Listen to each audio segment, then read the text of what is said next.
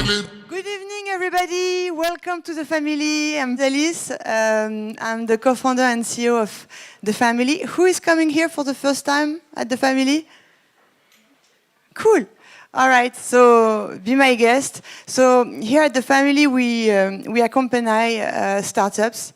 Basically, we started this 4 years ago with two other co-founders, Usama and Nicolas, and we wanted to help ambitious game changer to really realize their dream. And for this, we provide three things: education, tools, and access to capital. And by education, I mean great people, great minds from all over the world coming here on stage and sharing their knowledge. And I'm very proud to let you know that just last week, there was here on this stage, Sheryl Sandberg. Yeah, lean in like COO of Facebook. She came here. So this was a big moment. And the same day, during the night, there was a CTO of Dropbox. Boom! Okay, so really, I was super happy. So this, yeah! Give some love, give some love. It's for you, it's free, it's online, you can find it on YouTube. Tonight, it's about learning how to pitch. You see my accent and the way I tell you my stories. I'm not the best at pitching. It's really a problem because when you are representing and trying to sell your startup every day, you need to get better. Okay, so tonight it's about getting better at pitching. Basically, we receive every month 5 startups on this stage. We select them. They just have to fill in a form. It's approximately 50 startups who want to come on stage. You need some courage and to be bold to accept, to get some feedback. And you know you're going to be beaten by a nice but hard jury. It always changes. We have guests. They're going to introduce themselves. So it's Pitch Don't Kill My Vibe. Be welcome. It's every month. And it's here. So the rules are the same for everybody. 5 minutes to pitch, otherwise they are kicked out of the stage, and they get some feedback. What we ask to the entrepreneurs you're going to meet on stage is not the typical investor pitch. Okay, it's not about raising funds. This is the vision within 5 years about the market with big figures from McKinsey, etc. It's not that. It's how can you make me feel the product?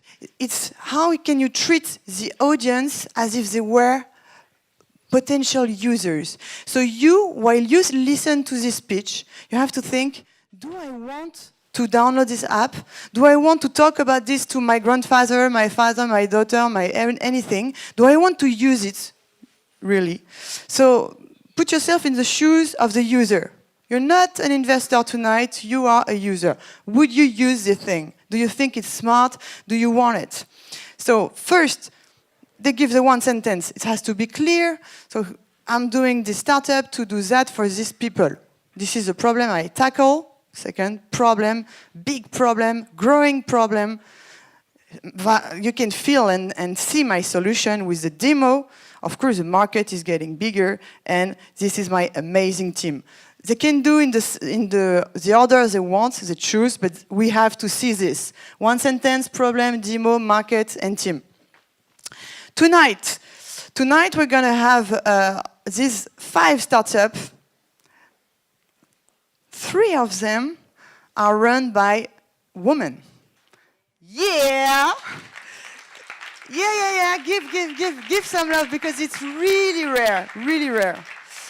And the winner wins to send his or her employees to the best program ever to learn how to become the best employee in startup. So basically, Lion, it's every 2 months. You have the best entrepreneurs who come and explain you how to become the killer at sales, business development, of course, operation, how to launch an event, how to get the startup mindset, okay? So You have skills, that's cool, but have you ever worked in a good startup? Not enough. Come at Lion, it's free, it's highly selective, but it's free, and you learn during 2 months, every Saturday, how to become the best employees. And then you join the best startup. It's not only the startup from the family, it's also the best startup from outside the ecosystem. At the family, you may know each, you may know Algolia, you may know who are the best right now. Give me the best. Agri-Cool! Yes, of course, the 2 sons of farmers who decided to create their own strawberries with some taste. Bon. Anyway, go on Agri-Cool. Tonight you saw me. Serge is partner at the family, serial entrepreneur, very focused on product and execution. And special guest, Hugues.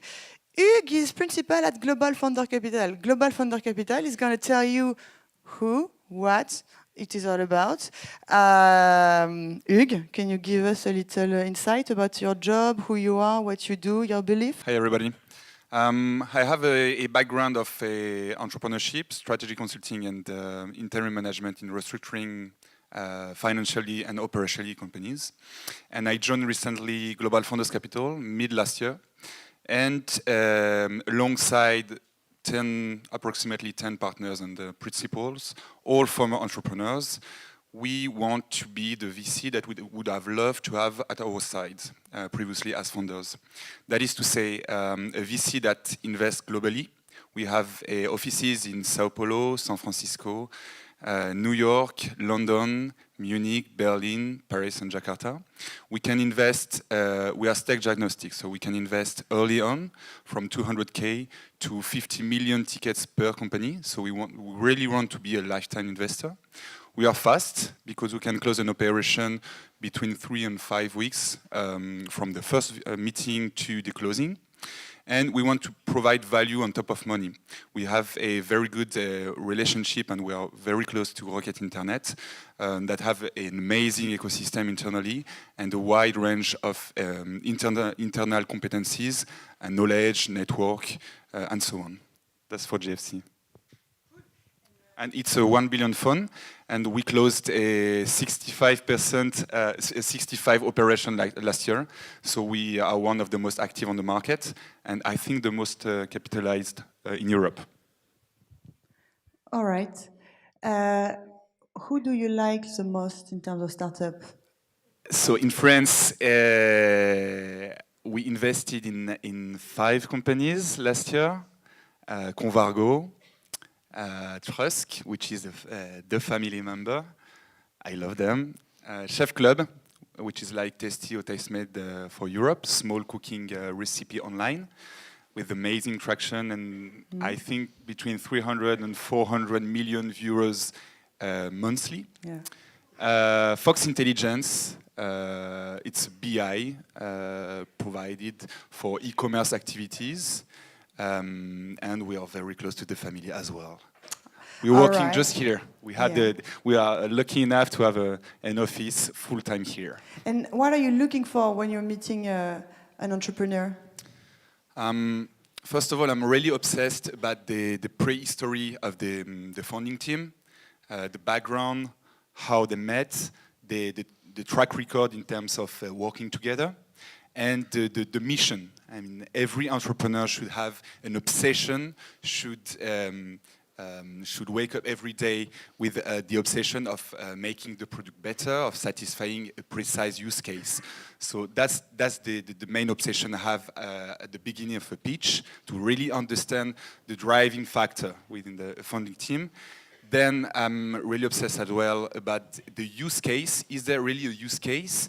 And at the end of the day, it's all about the user experience and the user interface, because if you don't have a beautiful product and a lot of customer care, then you can't build a profitable business. And then the most important thing about the business is the business model early on. At least figure out how to reach a profitable unit economic in a short time frame. I'm super happy to have you here with us. we need all of your attention for the first one who's gonna come on the stage. It's a woman. Give her a lot of applause for Citron. How do you easily find a bar to impress your date? How do you find a restaurant where to go to with your parents that's going to be cozy, that's going to have jazz music? How do you find a club at 2 o'clock in the morning when you're already drunk? This is what happened to us. This is the problem we are tackling. How do you easily find a place that matches my desires and my geolocation? How to easily means I don't want to be downloading an app. I don't want to be creating an account on a website. I just want it to be easy, to be native, as if I was chatting with a friend. I want it to match my desires, so I don't want to have filters that already exist. I want to be a native language. And I want it based on my geolocation, so I don't want it to be a media, a ranking, a top, or all of these things. The solution, it's Citron. Citron is a chatbot you're going to chat with. So all you need to do is, you'll have time at the end to do this, open up Facebook Messenger and write to Citron and start a conversation. This is native, as if you were chatting with a friend.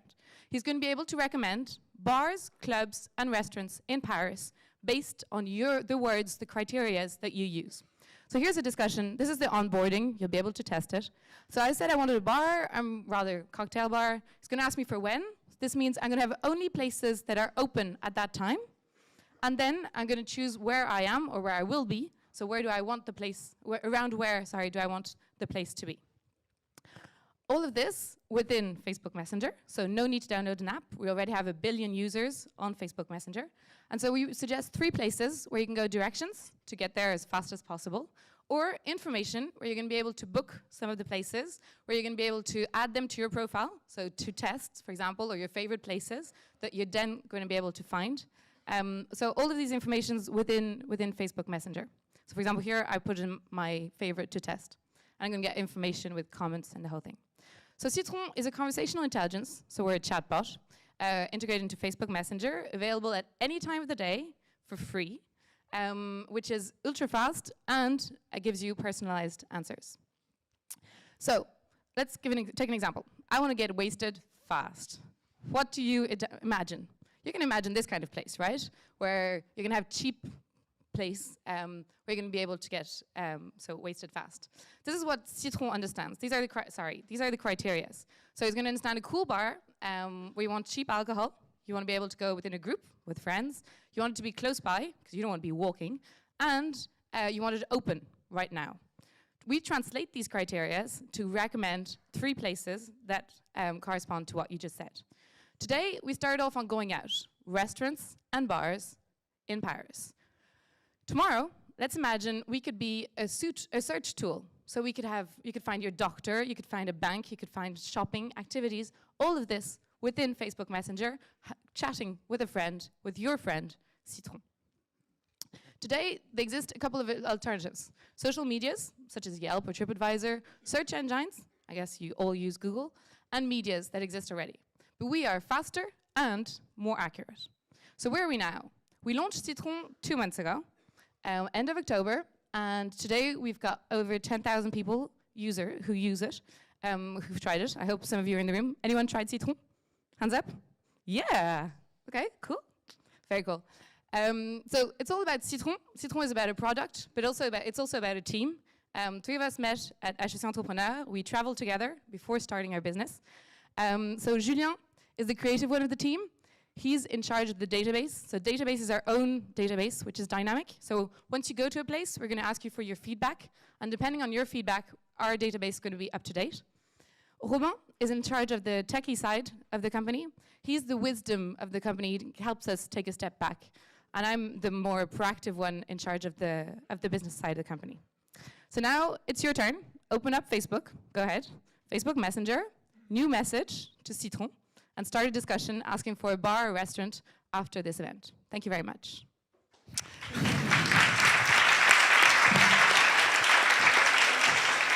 All right. Thank you very much. Super pitch. Great accent. Amazing accent. You are half Irish. All right. So this was obviously very simple and easy to understand. Good energy, really fast, a bit, maybe a little bit too fast, but very flawless, very professional. Just to have an idea like that, who in this room sincerely would like to test the product? Raise your hand. Cool. So cool. And sincerely also, who is understand exactly what this problem is all about, to find a cool place to go out? Yeah, all right. When did you launch the product? The 26th of October. So it's really recent. Yeah. And how many people are using it right now? Over 10,000, close to 11,000. 11,000. Naturally, no paid ads. Budget zero. Budget zero. So only through your friends and friends of friends. Partnerships, word of mouth, events, couple of things, yeah. And you are already focusing only on Paris. You cannot go anywhere else, only focusing on Paris. For the moment, if you ask other places other than Paris, either it says I can't do it, or it recommends places on TripAdvisor. So we're plugged on their API, but it isn't our database, so it isn't our categorization of the places. And how did you find all the database? We have partnerships, we have database, we scrapped, and then we categorized each of these places. Scrapped meaning like? We took on internet and put together and created rules so that we can categorize our own places. Okay. And I have tons of questions. I'm sorry. Yeah. So this bot, it's an automatic bot. It's not someone behind answering. The team is here. No. But it's not the team here who is answering to each question. How many questions have been asked? About 80,000, 90,000, yeah. Meaning, out of the 10,000, how many are using it actively? That's the tough part. We've launched so recently, that's actually tough to have recent users. We estimate an active user is someone who uses it once every 2 weeks. Okay, and can you tell us a little bit about the secret that you've discovered, like how people talk to a bot, actually? Scary. Okay, so we have these use cases which are very, very different. So we have this one guy who at 7:10 every single morning asks us for a joke. Every single morning, a joke. A joke. A funny joke. Make me laugh. Exactly. We have other people who ask for things at 3 o'clock in the morning on a Monday morning. Kind of think, okay, this is tough. There's a bit of everything. And so you implemented the joke? Yeah, of course. You can ask for jokes 50 times. There are 50 different jokes, so go for it. In French? Of course. It's all in French for the moment. All right. And so how, what are your first, the things that you want to do right now to grow? What are your focus? So we're starting to get into an acquisition phase to get more data, because the bot learns from data. So we're really a data-driven company where we need to have a lot of users and a lot of messages to then be able to understand more and more things. And that's the main focus at the moment today. Okay, all right. For me, it was a great pitch. I really want to use it. Now it's really in the end of the user, this kind of product. It's like, do we like it or not? But I'm sure in terms of execution, the product guy like it. I liked very much the pitch and the flow. It was rapid, but I think the flow was pretty convenient. Well, convincing, and I thought the deck, the slides, like the look and feel of the slides, were not exactly aligned with your quality of flow. Okay. So this is one a small downside, I would say. Then I have actually a lot of questions because I built like a search engine in the past, so I know pretty much, well, it's a new area of things because it's like a bot, obviously. No, actually it was Nomeo, it was like, but it's like a long time ago, 10 years ago. So it's really interesting.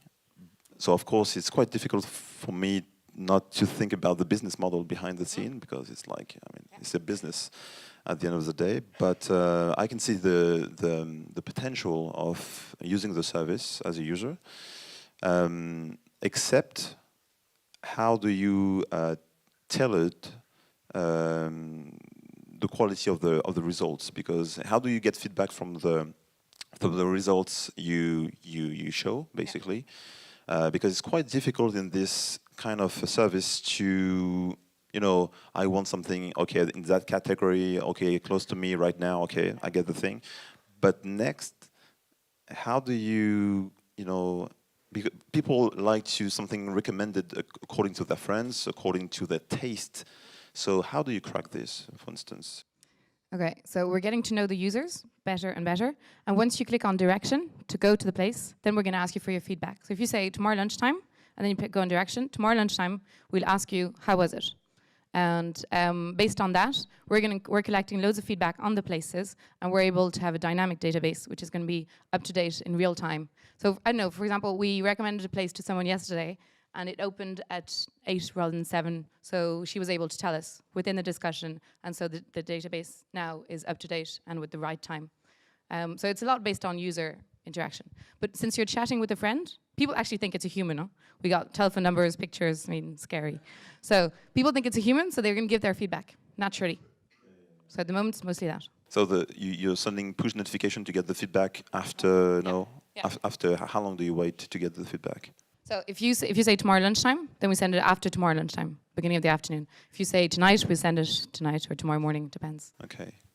So I'm supposed to receive the notification, right? Okay. You will. Excellent. Well, I love it. And maybe just right now I tested actually in the meantime.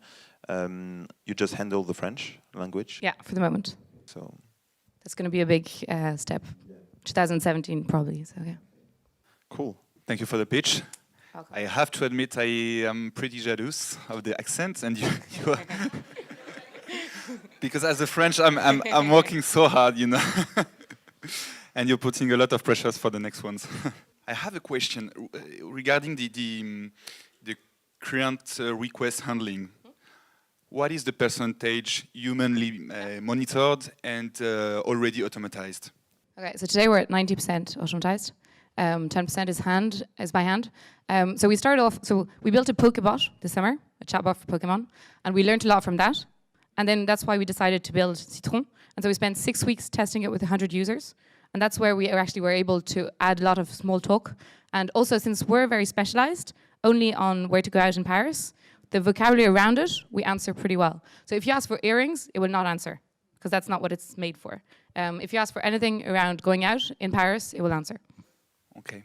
And the creation of the human backing is done internally, or you used an external community of curators? No, everything's internally. Everything internally. Okay. Okay. And what's the process of automation?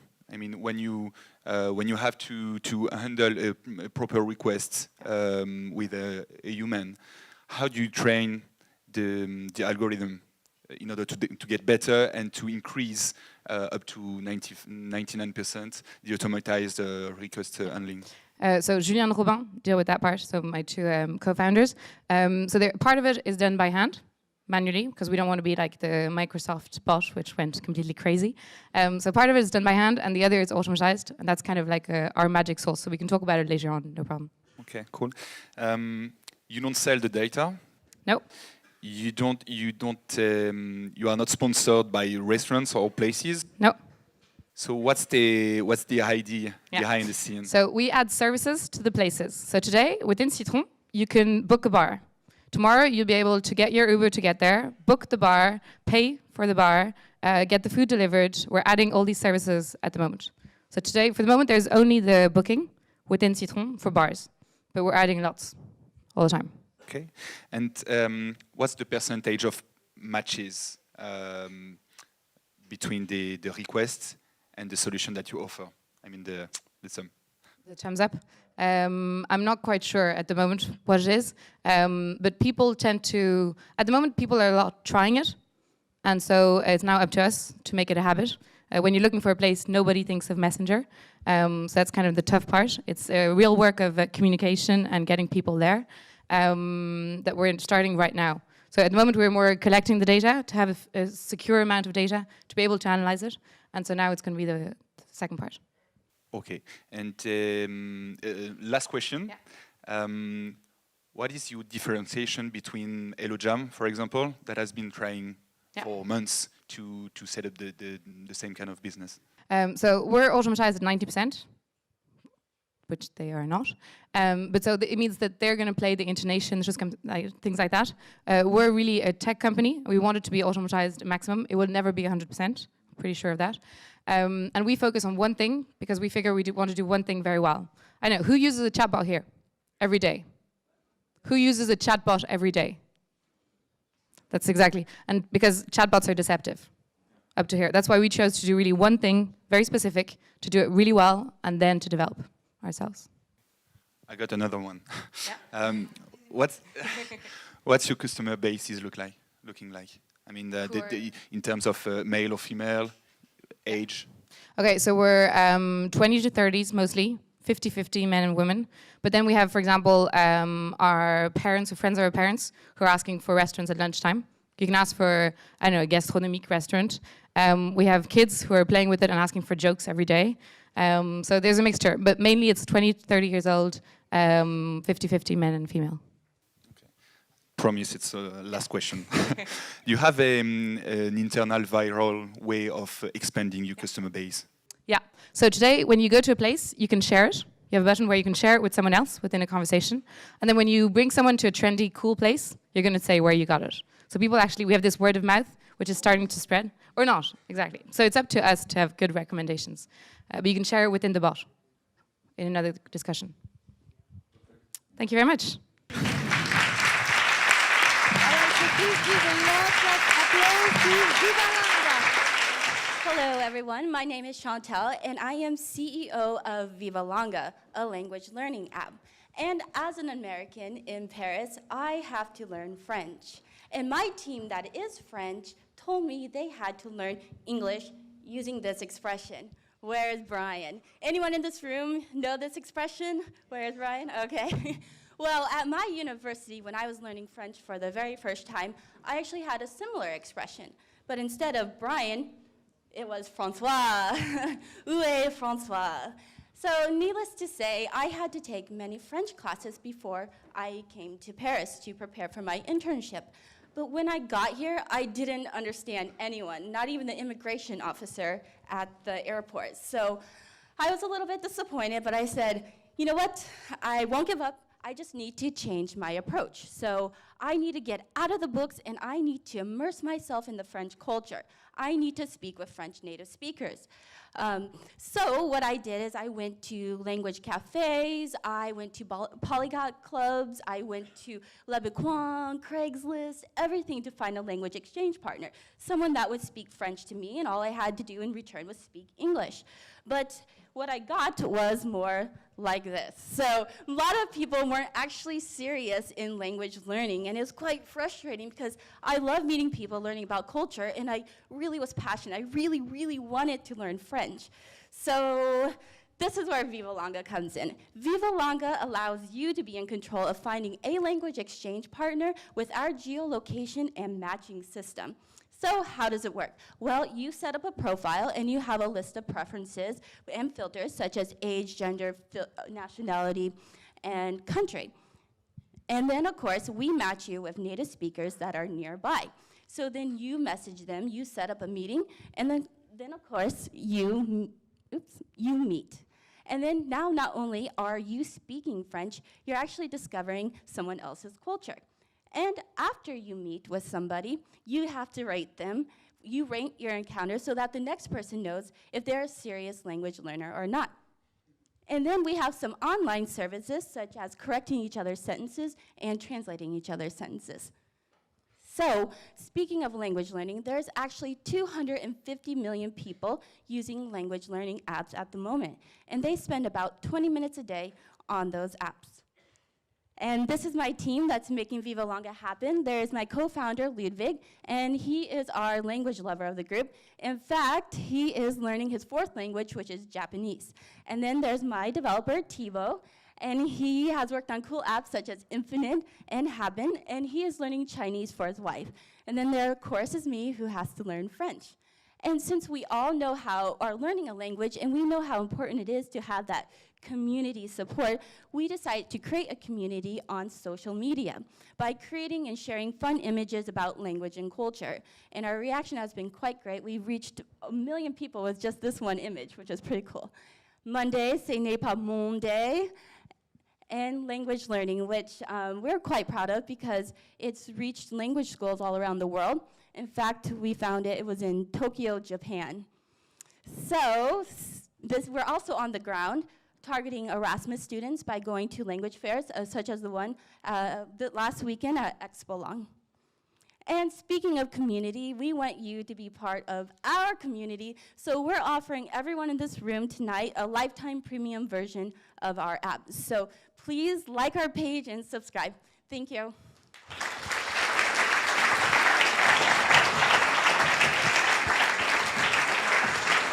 Bravo. So I'm going to give you the feedback in French so you can learn. C'est pas grave. C'est pas grave? No, listen.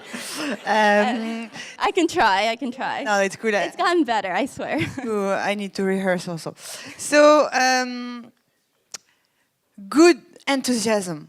Really, like you're smiling and we want to like you. I understand why all the guys were around you at the table. Like, I think every girl's experienced that when they go onto those sites. not every girl. No, because you really seem nice and like really cool. So this is a very good part. You are natural and very spontaneous. And we love to see that. When we meet people, we want to see them like as they are, not just wearing a mask and she's herself. So this is something cool. You might be a little bit stressed, of course, and we can see that also. And you always watch at your slide, which is something that we hate as audience because we don't see you, okay? In terms of level of pitch, because we are all French, you were actually just too fast because sometimes I didn't understand, and for you it's so easy, but this is the language barrier. Like there are some stuff that I didn't get, that you were really chatting as if you were chatting to an American crowd. Important, even more in Europe, where we all suck at. Yeah. When I'm a little nervous, I speak a little bit faster too.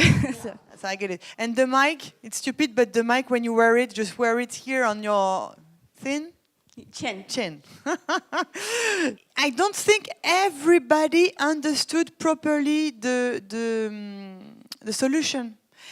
Okay? So it wasn't clear that you exist or you don't exist yet.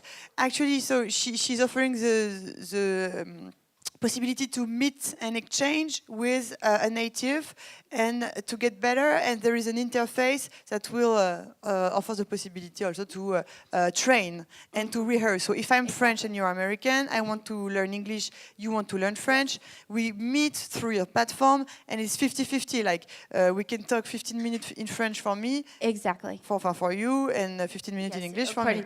And then we exchange through text message, and you can tell me right or wrong.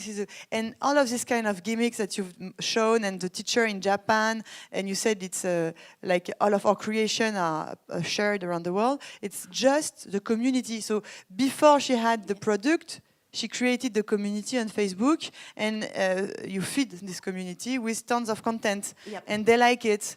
And that's cool, and that's a good way to start your thing. Don't wait to have your product running properly with no bugs.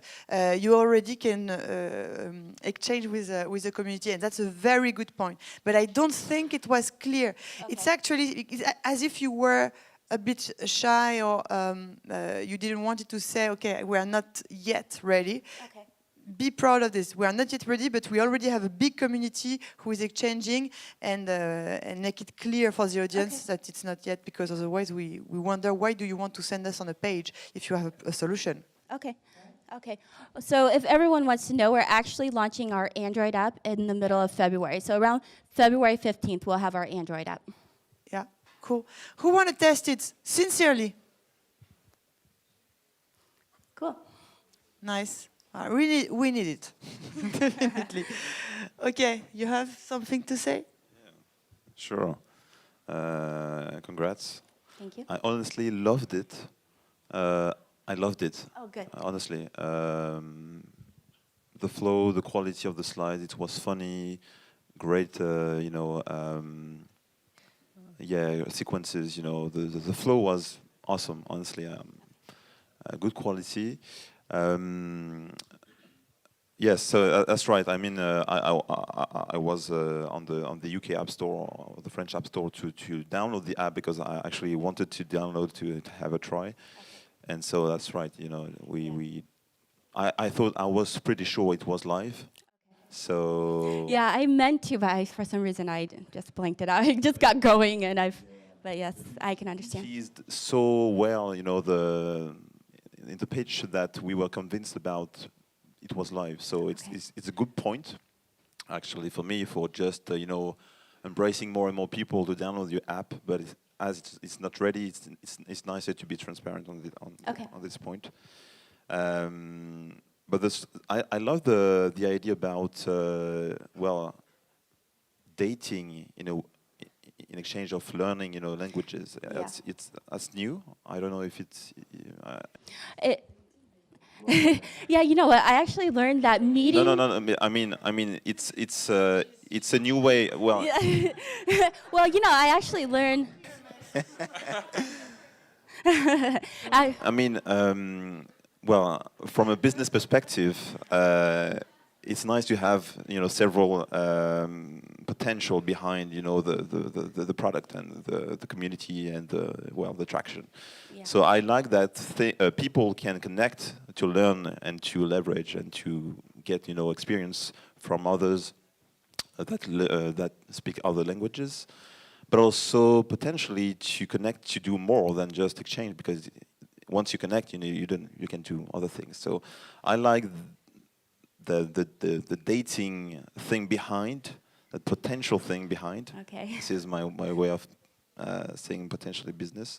Even if I can see, you know, premium or features that could be paid to get more access to experts, as you mentioned, you know. Mm-hmm. So, and I think the fact is really funny. What the fuck, you know, and Brian and. Yeah, actually, I thought, I was like, when I learned that seal meant fuck in French, I was like, Mom, I've been speaking French my whole life. So that was pretty cool. I mean, I like very much the kind of things. So yeah, I think it's really convincing. I mean, Okay. I was thinking it was live and I wanted to download and not date, but access to something new. And having a new language, is so powerful. I mean, if you have 5 languages in as a skill, you are so powerful to travel, to meet other people. So I think it's a really convenient way to access to a new kind of skills, to do more, to meet more, to date more. You know, that was my problem. I studied in China, and I had to take a beginning Chinese class.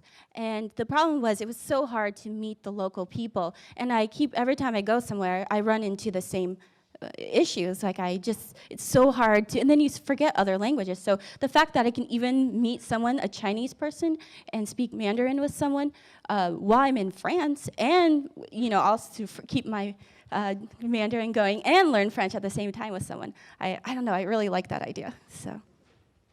And so, on an education perspective, how do you, well, because it's obviously a network you're trying to achieve, so it's quite complex because you need the density. So what's the strategy behind to start and to grow? Well, we want to target Erasmus students, so we're going to go to a lot of study abroad programs, Erasmus students, because they're the ones that have to go study in another country and learn the language as well. So maybe with a focus on English, there's a lot of people learning English right now also. And Android for that same reason, because of the target, Android, the first release you're about to release next month. Yeah, so February. The target? Yeah, our target for releasing is, we actually have 1,000 Erasmus students subscribed on our website for our initial release. 100? 1,000. 1,000, okay. Awesome, thanks. Thank you. Well, thank you for the pitch. Thank you. To be honest, I found it really deceptive Okay. because I'm so pissed off my accent. I want to download the app right now and I can't, you know? Like You work on your accent. 20 years of hard working in English and such a fucking French accent. So I'll have to wait. You know, accents are great. As long as you speak English well, you know, they're quite charming. So I think everyone should keep their accent. It is. That's what makes you... Well, you're on a mission. Your pitch was fun, was cool, was spontaneous. It gives really the will to start now. It's really a call to action, so keep your energy, it's great. Okay. I just got 2 questions regarding your community. What do you think your community will look like in terms of age, in terms of geography, in terms of size? You know, right now on our Facebook page, we share within polyglot groups that have 200,000 people, and they share our stuff. And there's people all ages learning language, but I think right now most of the people that would download the app would be from 18 through 35. Would be 18 through 35. And regarding the use case, let alone the dating part of it, do you think people will use the app, for example, 2 weeks or 1 month just before going to a specific country for an internship or whatever? Or do you think it would be a way for some people to really learn on an ongoing basis for 3 months, 6 months? Or? Well, I think all of them, but we are hoping maybe ongoing basis. So people love, we suspect that people who love learning languages are the ones that will be using our app just to constantly learn. There's a lot of people that, like my co-founder, he's on his 4th language, and he just meets everyone he can, and he just does it all the time. It's his hobby, so. Cool, thank you. Yeah. Now welcome, Postmii. Hello everyone, so as you can hear, I am French, and so I kind of need that Vivalanga to give you a better pitch, but still. Let's start with holiday. When you're traveling, you are in a specific event, and you want to share what you do, who you meet with your family and your friends. And to do it, you take selfie with your phone, you call your friends with Skype, Snapchat, and other things. But the thing is, it's just a pop-up on social media. And at the end, you just get a tiny like, and 5 minutes left, it's gone. So you guys use sometimes the postcard. And the good thing with postcard is when you get it, you come back home after your job, you see all the invoice, and between them, you got a postcard. It's just like a sunshine in your home. You're very happy, and you just call your friends back and say, oh, that's amazing, thank you so much, and I like it. Like, it's a real gift, a real souvenir, so you got a pretty big link and strong with your friends. But we're wondering, does everyone is still sending postcard? And actually, in France, it's 330 million postcards each year, which represent like 140 million a year, and 18 billion just over the world, which is quite big. And we're like trying to see if people still like it. And 80% of them doesn't like sending a postcard because it's too complicated. You have to find the right one. You have to find a stamp. And even worse, you have to find the mailbox, which is just hard. Even for me, I'm French, I'm Parisian, and I'm looking around for a mailbox, de la Poste, and I cannot find one, right? And so we are trying to find a one-stop shop of the postcard, but there's no easy way to do it. So we came up with this idea to create the first one-stop shop of the postcard. So it is an eco-friendly delivery tricycle where you can make your postcard, write it, and send it. How? Pretty easy.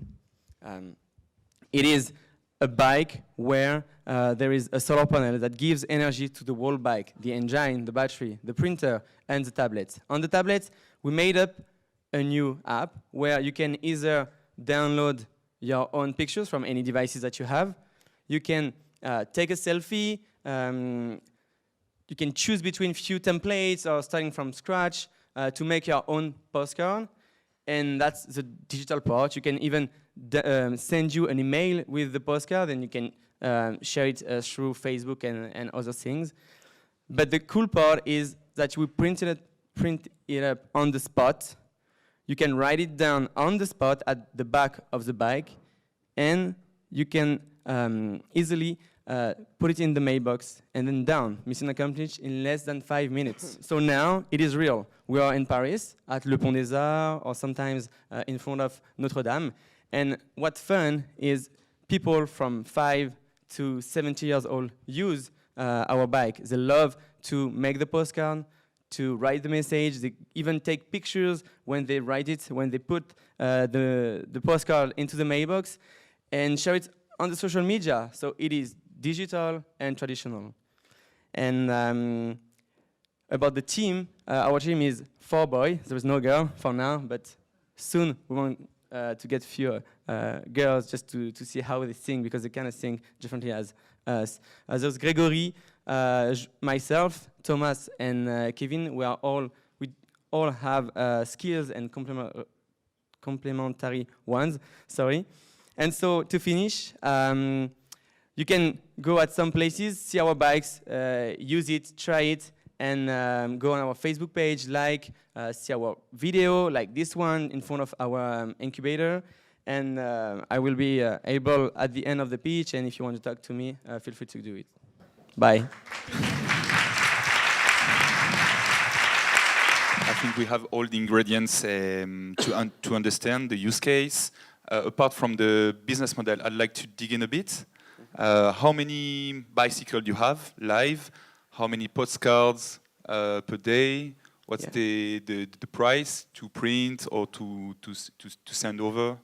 Okay. Well, we do have 4 bikes now, 1 in Porto and 3 in Paris.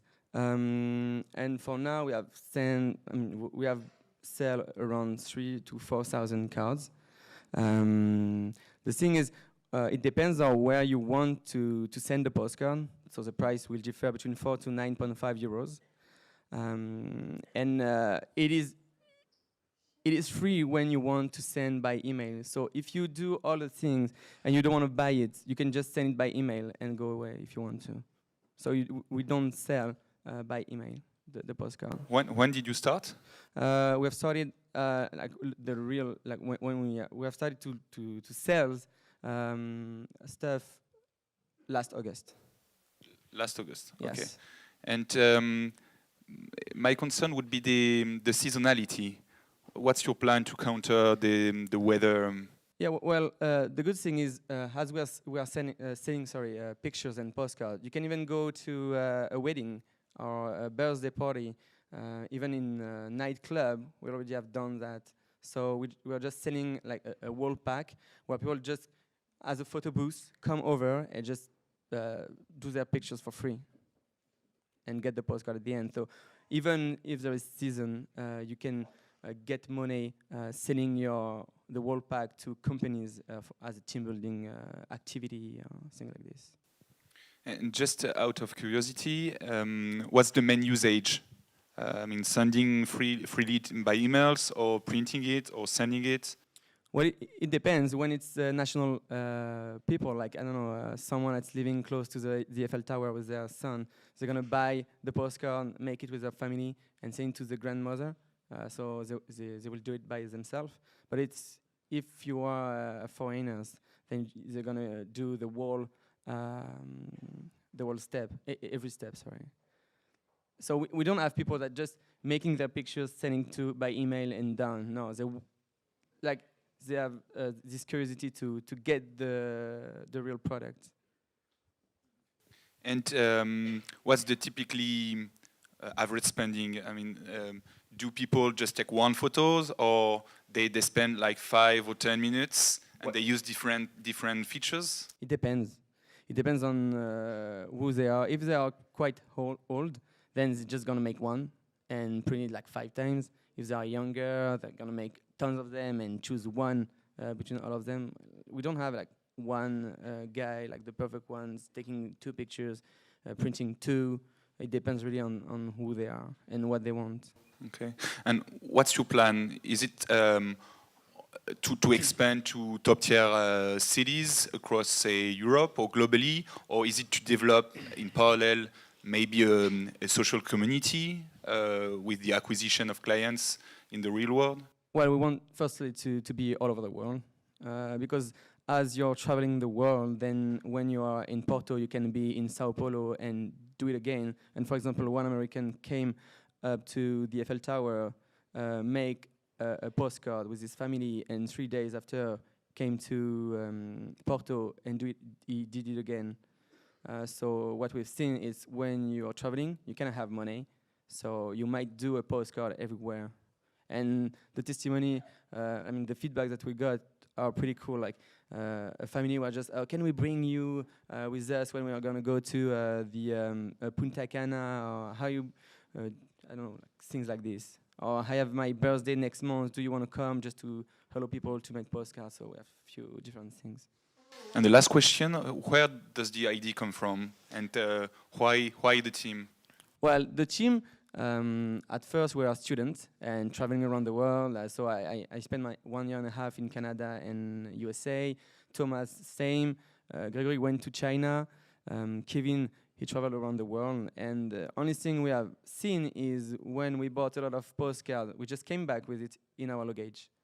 And so I was like, well, I buy the postcard, I find the stamp, I put it on, and then I write the message down, and I didn't send it, which is kind of weird.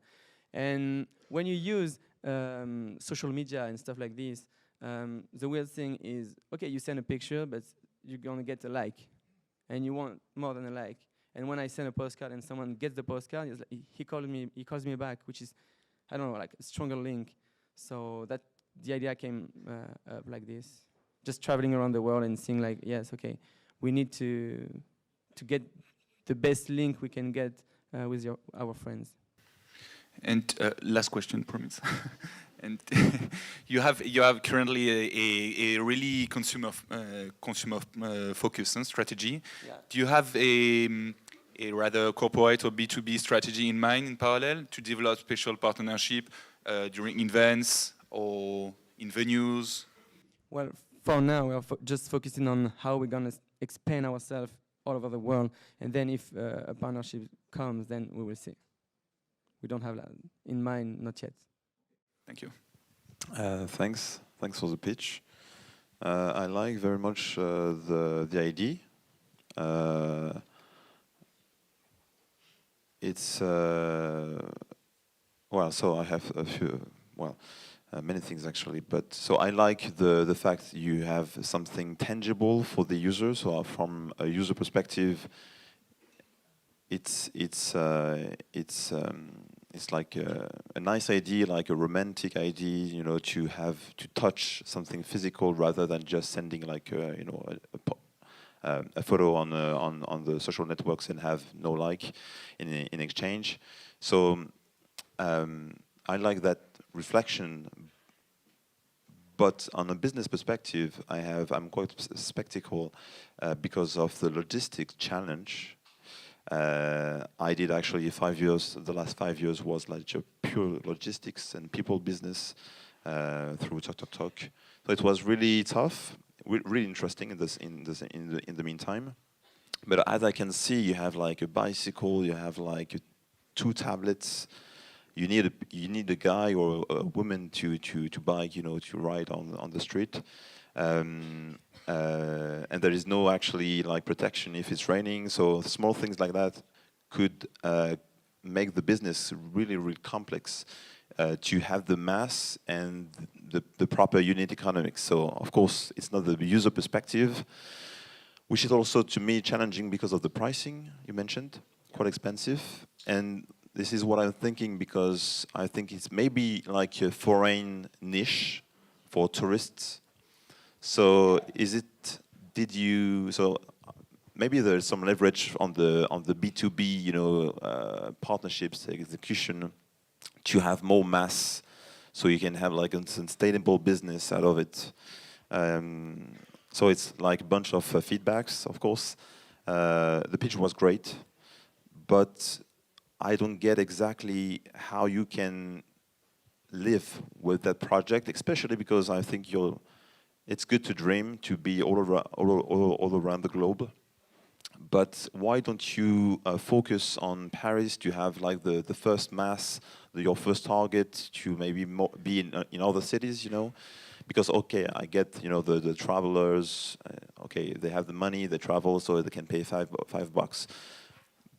But do you see something tangible in Paris and some traction so you can maybe validate your model on a business perspective? Well, as it is not like an app, we have to get permission and things like this first, and it's quite tough to get them in Paris, but we are working on it every day. So we have a lot of meeting, and you will see like next summer it will have a lot of, not a lot, but few bikes within Paris working every day, as well as other cities. And for the rain, we didn't mention things, but there is stuff that you can put on, and so even if it's raining, you can work. Actually, it's just like that day. It was 8 p.m. We're just getting back home, and just taking few pictures to put on internet. And so, what the categories of your customers? Are they tourists, foreign people? Well, like the funny thing is, around 70% are tourists and foreigners, but the other one part is people that just walking around, seeing the bike and be like, okay, let's make a postcard. We'll send it to your brother. He is in Australia, or your grandmother, or whoever they want. So the cool thing is the price isn't so expensive, because when you go up to the Eiffel Tower, you want to get a picture of yourself with a green screen behind you. It's between 15 to 20.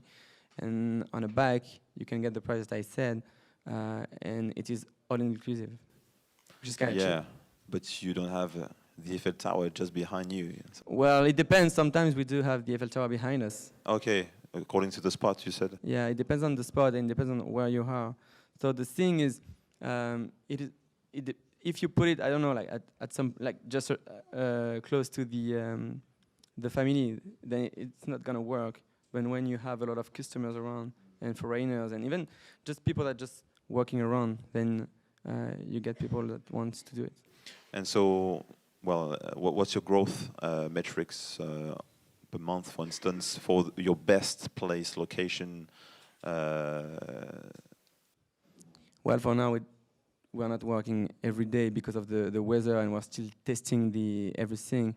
So we'll still have to wait for those numbers. But we do have numbers, and we can live thanks to this bike.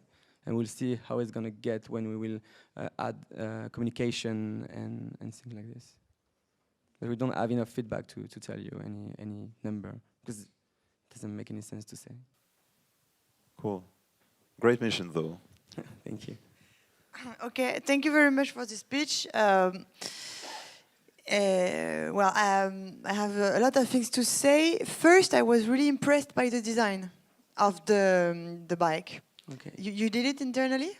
Yes, it's Kevin just right there that made everything, and Gregory, the two Because guys. it's funny, because when we see this kind of product, usually we see designers from Lancy, or a school out of designers, and you are from HEC, Mine, and so it's like it's your passion. You are into design, all of you, or? Well, not all of us, but like for the design, we made it ourselves, like working all together, and just the sentence, the color and stuff. It's just Kevin that he worked few years in communication. You can feel it definitely, and it changed, and it's cool to see this kind of product appear.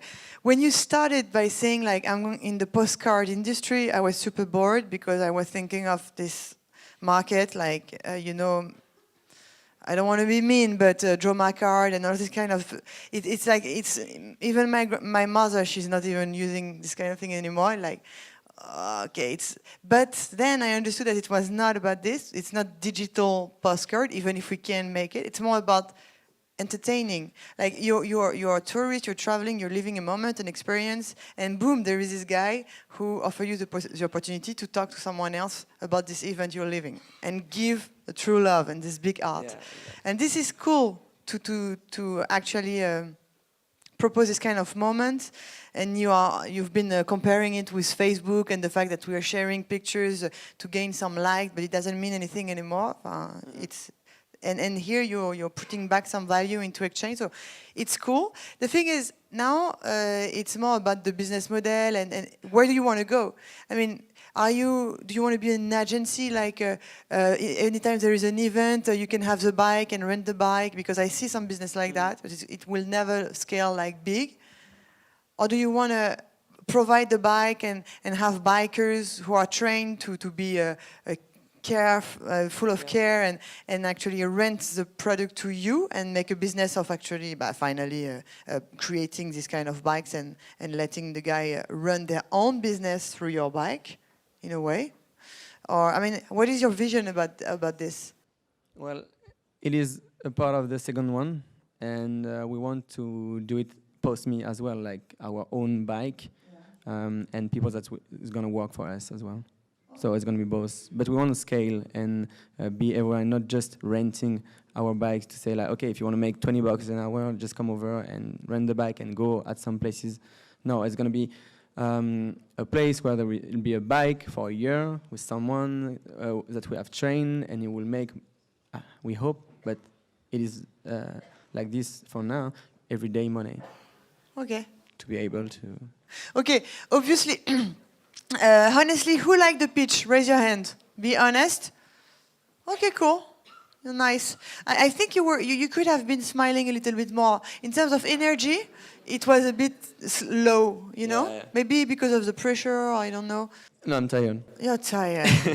Never tell me that. You're on my stage, baby. You cannot be tired. You have to be excited about it. And another thing, like never start a pitch by saying, sorry, I'm not a good English speaker. It's okay. You know? Because if you want, I mean, we want you to give us the joy, not to feel pity for you, you know?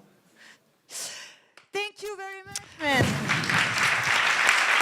Okay, give a lot of love to Totem. Hello everyone. Before I start, I want to ask a small question. So, who in here is satisfied with his working conditions and work environment? Interesting, thank you. And please raise your hand if your company is providing free food in your office. Okay, thank you. We are Totem, and we are building the thriving workplace of tomorrow. This is a place where I'm sure all of you dream to work in. And at Totem, we believe that the first step to create this workplace is to provide free food for our employees. Now, imagine that you're a CEO or an office manager and that every single week you need to provide food for all your 10, 20, 50 employees. So, do you want to work with like 4 or 5 providers every week? Well, I wouldn't want to. And I guess you want quality food, you want healthy food for your employees, right? Well, it's usually expensive if you don't know where to look. And what if your company is growing? Will you ask for more people to join you to the supermarket with you? And what if someone is allergic to gluten? Well, that sounds bad. And I think it's incredible that today there is no current B2B solution that is able to solve all of the business needs. But now there is. Totem is the first B2B subscription service that delivers weekly healthy snacks, organic fruits, hot and cold drinks directly inside your office. So first we'll set up equipment inside your office, like snack containers, jars, fruit baskets, and everything. And we don't have a catalog. So we'll deliver you selected products you enjoy, and we collect your feedbacks so that we can customize your package to your needs and preferences. So when I say snacks, I'm not talking about the Kinder Bueno from the vending machine. I'm talking about snacks that are good for you, like dried fruits, almonds, nuts. And I think you can imagine that it's really our pleasure to select the best products for you. Now I said that we're customizing your package. I'll show you very quick how we can do that. After a few weeks, we'll be able to know the must-have, the kind of products you always want to find in your office. And from your preferences, we'll be able to learn and provide you with some variety, new products every week. We'll even be able to surprise you for particular events with Christmas cookies, seasonal fruits. And this is how it looks inside your office. So I've had the pleasure to work here in this building for 6 months.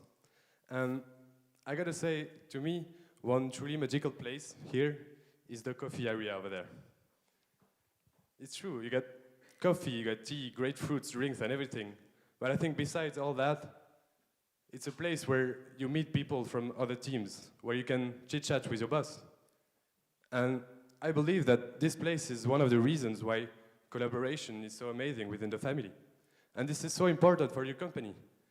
You want people from different teams to connect so that your business can move forward. These are little things that do not cost much but can have such a huge impact on your working conditions and therefore improve collaboration, productivity, and the attractiveness of your company. This is what we are creating. Now, I'm sure you all want this now. So we're looking for beta customers, so you can go on our website and you will get a direct code by selecting the categories of products you want, the number of coworkers you have. And we've been testing with our 2 first customers that have really loved our service, and especially our feedback system that enables us to really customize the whole experience. This is possible thanks to our passionate team of 3 engineers with background in food tech and logistics. So, as I said, we're looking for beta customers and connection to food providers, so please feel free to come to us after the show. Thank you.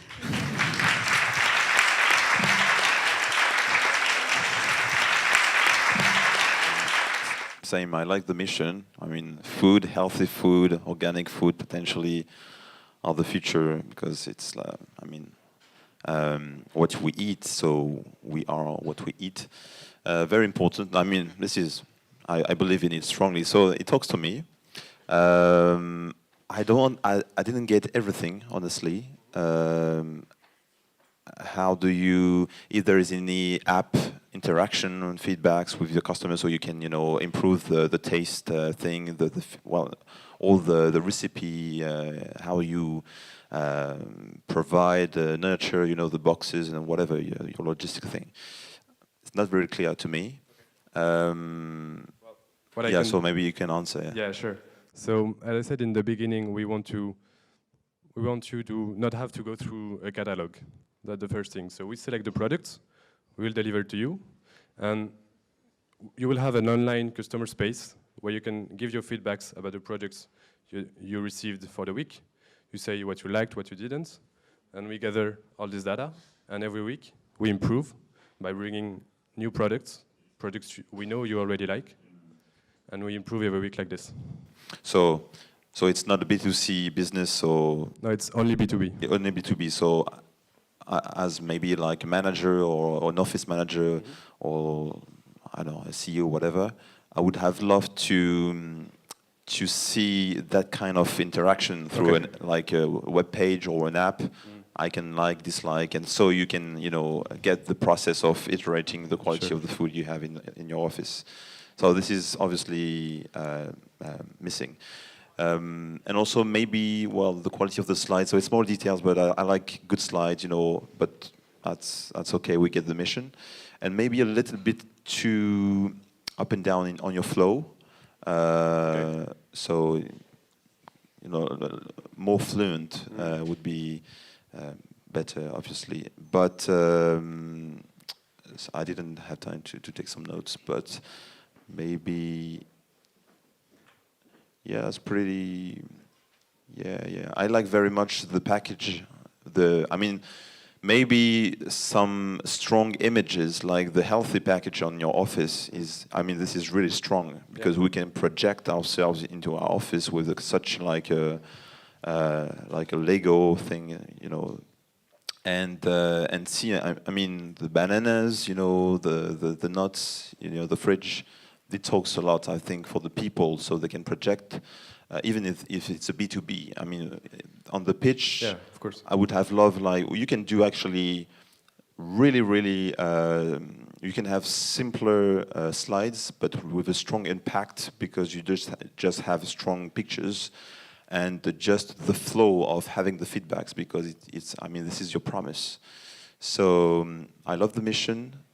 Maybe too up and down on the flow, and the lack of getting to the real thing, because it's a logistic thing. So we need to see, and of course to see how we interact with it. But Yeah. great idea, honestly. Thank you. To be honest, I won't say good pitch. I'm sorry. I'm bad. No, but it's okay. It doesn't work. You're selling food. You're selling pleasure. You're selling like tastes. Like I want to feel it. You know, at the beginning I said, okay, so tonight you are users, so you have to be willing to test the product. But here you have potentially tons of people who could buy your solution, because it's amazing. You have every morning in your startup fresh food, and it's exactly customized through who you are, what you like, and it's cool. And we know it, of course, that it creates interaction, but if you're talking about food, you have to make her dream in a way. So the slide, it's crap. You cannot have slides like that. It's impossible. It cannot be. It's forbidden to have a white board like that with only font sentences, right? We want to live. You're talking about food. So, and when you start about your story, that's the same, you know. We want to not to know that first it connects people and it's best place to work, and no, it's all about feeling good in the morning, you know, and eating this great, amazing fruit. We want to see pictures. We want to eat right now. I would, if I listen to a good pitch from Totem, I'm hungry. In here I'm not, you know. So that's my problem. And in the end, that's what, even if I like your solution, it's not about like or dislike the solution. It's more about how can we improve it. I see it's engineers again, and you're lacking a salesperson, or let's release the salesperson inside of you, you know, and the designer also. We need to see colors, and we need to see enthusiasm, energy to sell. And otherwise, you will always have like 2 clients. You cannot tell me that after 6 months, and I have 2 clients. I want to throw tomatoes. Like, what are you doing? Like here, every day, there are tons of people you could sell your product to. Okay, that's not good, baby. It's not. I want more. Or tell to the audience, I'm looking for a salesperson, or I'm looking for more clients. Come help me, either join my team or buy my product. You will see, you will be happy, because the product is amazing. We've tasted it. So we need this. Okay? Yeah. It's not hard what I'm saying. It's just to get better. Who would like to become a client of this solution? Be honest with your startup. How much is it per person? 12 euros. 12 euros per week. Per week, per person. For the full package, yeah. That's cool. That's cheap. That's cheaper than going to the guy at next door. Of course. Well done.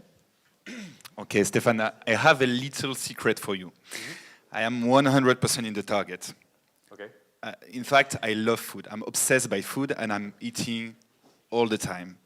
You know, I'm costing a lot to the family, because you have a lot of fruits, a lot of chocolates, nuts, and so on, and healthy. And by the way, thank you, Harry, for making the life so cool and so easy at the family. He's the guy who's like going back and forth, you know. And but I was really frustrated. Yeah, like a bit like Alice. Why didn't you bring food? I mean, you could have. We don't have enough for 200 people. Right now? No. You know, just in front of us, just to tease, or just some nuts, or just so that we can smell, we can touch. It's like really about experience, you know, your product. So a good way to get the potential client to buy your solution is to test it. And it's very easy for you, because it's like small packs. You know, you can show, you can bring, people can smell at it, can taste it, have a bit.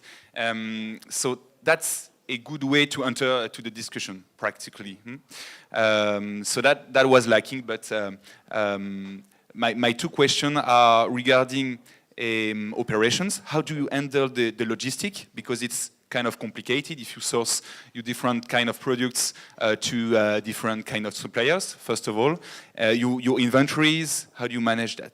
Okay, So in logistics, there are mainly 3 different topics. First, the supply. So we work with many different suppliers. We go to Rungis for fruits, different providers for drinks, for everything. We store it, and this is the second part, all the stock management, going from things we receive, packaging, and all preparing it to go to the customers, and then the delivery. So we've done a lot of work, but we're still not exactly sure how we're going to manage all of this. We want to try to do the delivery with like electric motorbikes or electric cars and whatever. But yeah, we are engineers, so this is not something we're afraid of. Okay. Second question. There are big players in the US, some in Europe. What is really your key differentiating factor? Deli Corner or Anka? Or there are some keys around. Huh? So how do you sell better your product? Okay. Well, compared to Deli Corner, for instance, I mean, to us, what they do is like they took the usual fruit basket, and they added some snacks, and they try to sell it. We try to go to the customer and build whole customized experience for the customers, and we use our tech and engineer backgrounds to build the logistics that are able to provide this customized experience. And also, they don't do any drinks, any beverages. Okay. And just an idea for the road regarding the commercial part. We have an amazing company at the family, which is called L'Orangerie de Paris, which is selling fresh fruits. You have a vending machine just here, and you are talking to the same client. So maybe you should talk to them, partner, and go get the clients together. Okay, thank you. Now comes the last one, Yuka. Hello, so I am Julie, and I'm the CEO and co-founder of Yuka, which is a mobile app that helps you to eat better. So first, I want to ask you a quick question. Which one of these 2 products would you choose? Well, it seems quite the same thing, but it's not, especially for your health. The product on the right contains 6 additives, including 2 dangerous for health, and 1/4 of the box is filled with sugar. On the right, in comparison, the product has only 1 additive to avoid and contains much less sugar. So today we are more and more aware of the impact that food can have on health, and we are more and more looking for a healthier way of eating. But as consumers, we are not able to analyze the composition of the products because food labels are really hard to understand. They contain too much complicated information. And in France, we are 82% judging that the nutritional labeling is totally beyond comprehension. So that's why we created Yuka, which is a mobile app that scans the barcode of the products and that gives you a clear information on its impact on health. And if the impact is negative, Yuka recommends you similar products that are better for health. To evaluate the products, we base the evaluation on 3 criteria, really objectives that are based on validated studies, which are the nutritional quality, the presence of additives, and the organic dimension of the products. And today we can recognize almost 80% of the products. So I'm going to show you a quick demo. So this is me at home. I am scanning my mustard. And then I am going to my product history, and I can see that my mustard is bad. I can access to details to understand the evaluation. So it's bad because it contains way too much salt. And it also has 2 additives, including 1 noxious for health. So now I can check what recommendations Yuka can offer me. I can filter to have only the shops where I go so that the recommendation really fit to my shopping habits. So now I can see a list of alternatives to my mustard that contain less salt and less additives, and that are better for my health. I also have in the app a ranking feature that gives me for each category the top products. So here, for instance, I can see the healthiest yogurts in the market. We are 3 in the team. François, with the two guys are brothers and they are friends. And François on the right is the CTO. Before this project, he has managed during 6 years a web agency. Benoit on the left is the CFO, but in reality mainly works on the Android development. And as for me, I worked for 5 years in a consulting group. I left my job 3 months ago, so I'm now full-time on this project. The app has just been launched 2 weeks ago, and on iOS, and we already have 3,000 downloads. So if you have an iPhone and if you want to take care of yourself, I invite you to download the app, and feel free to send me all your feedbacks. And if you like it, don't hesitate to share it with your friends and family. And for those who are on Android, the development is ongoing. And if you are interested and if you want me to inform you when it's launched, just send me an email or just go to the Facebook page where we will inform you, which is Yuka Group. Thank you. Thank you very much. Bravo, Julie. Seriously, it is an amazing product, and you are pitching it well, and I really love it. I saw you were coming here, so I downloaded it. It's amazing. You have to use it. So 3,000 downloads within what? 2 weeks? Yeah. It's starting, but it needs to be loved by the users, and the word of mouth will work on it. Who wants to download it? Yeah, it's crazy, huh? The thing is, the most interesting part of this is a comparison of like what you have in your mind when you see Kellogg's and fitness. It's Special K? Special K and fitness. We all think fitness is better because there is fit in fitness. And we can only judge by the book, by the cover, because we lack of information. And here you really solve the problem, and you just show it simply. What I was maybe missing in the pitch, even if because it's so cool, because it's mission driven, it's for your health, so everybody wants to download it and everybody understands the importance of this. But it's why you personally want to dive into this.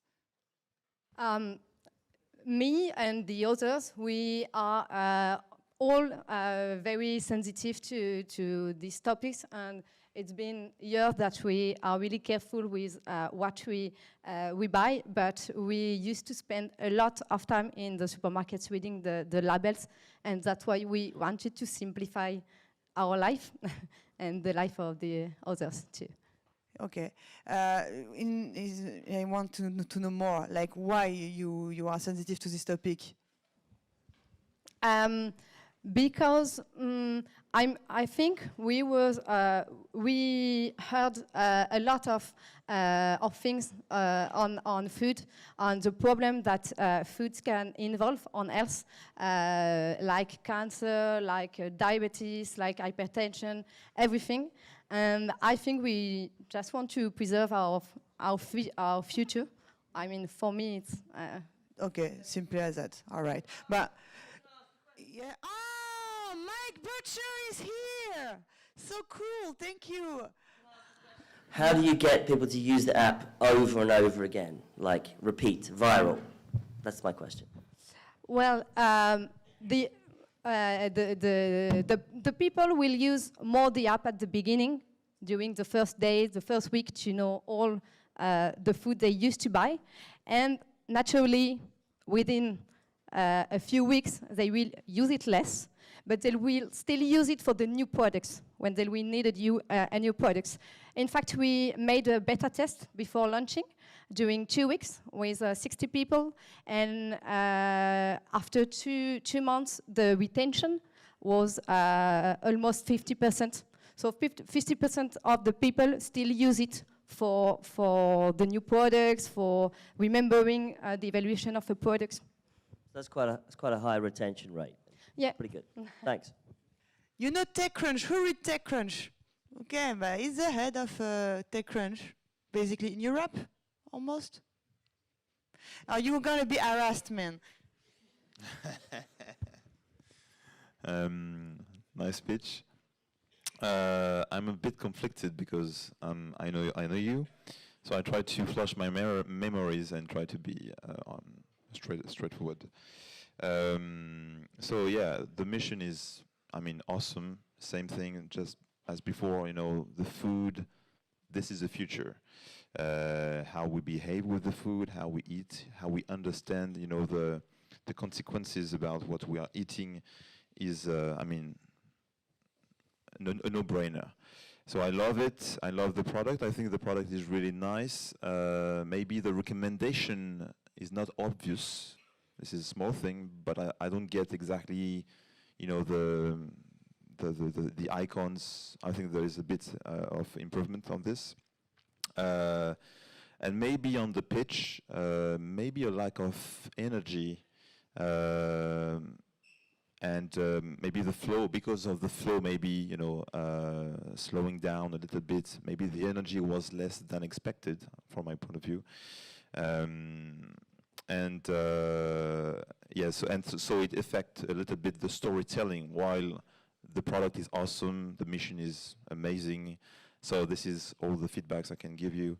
Yeah, this is pretty much. And maybe on the, well, to talk more about the business, how do you plan to make a business out of it? Because obviously, as a user, we can see the benefit immediately, actually, by scanning the product.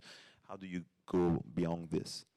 Well, the business model is a little part will be B2C, a B2C business model with a freemium model, like a lot of apps. But mainly the business model will be a B2B business model. We signed a partnership with a food retailer to develop the app in white label. So this is mainly the way we will finance the project. White label, with powered by Yuka, or just white, no, 100% like white label? just white label. The app will be a little bit adapted, because for a food retailer, they can't say that the products are good or bad. So no, it's just white label in the name. Without the name? Without your name? Without our name. Okay, so do you own the data? Or Yes, do you co-own, do you share the data? Yeah, we will collect, Okay. they will, yes. You will own it, the data, I mean?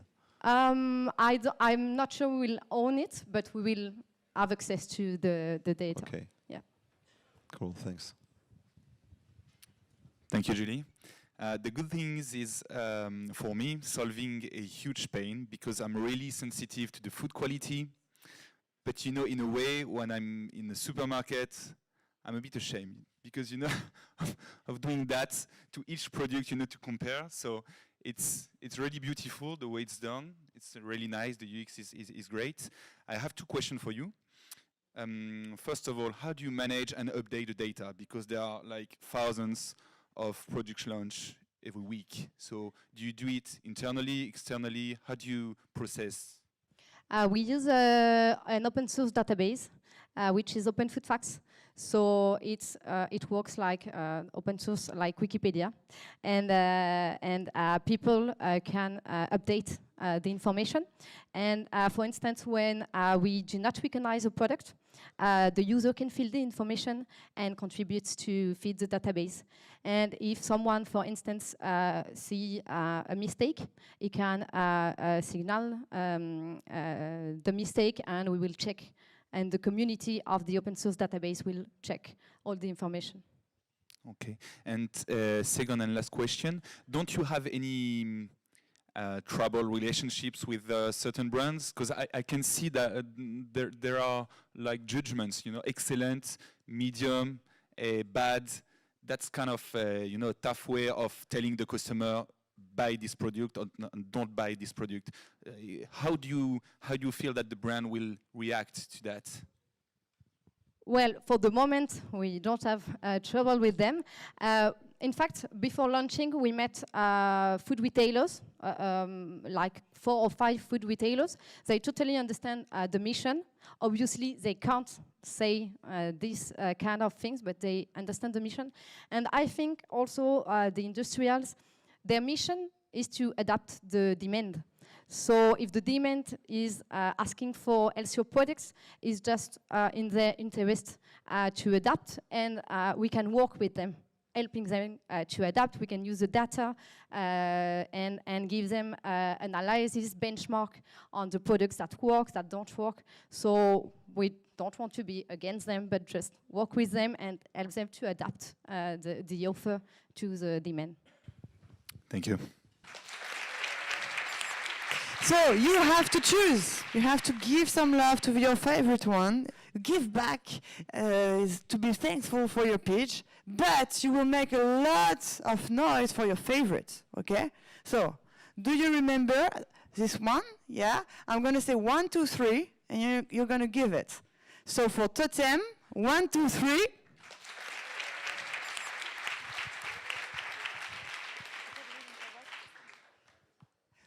For Postmii, you remember the bike? Yeah? 1, 2, 3. Okay, they like you so. For Yuka, 1, 2, 3.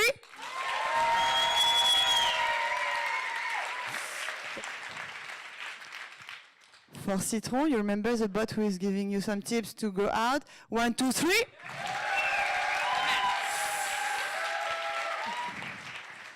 And for the American girl, 1, 2, 3. Okay, there is a final word to give between these two girls. So come on, girls. Come on, the applaudimètre Zarma is not working so well. So, you remember? We're going to start with Citron. With Citron, 1, 2, 3.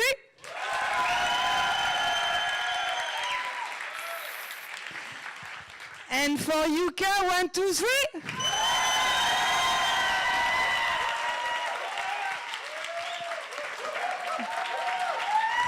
Okay, bravo Yuka.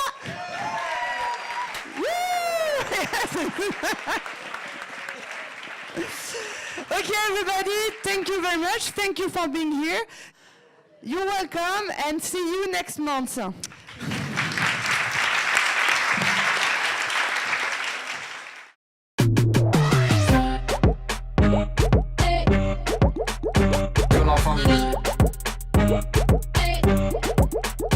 Que l'enfant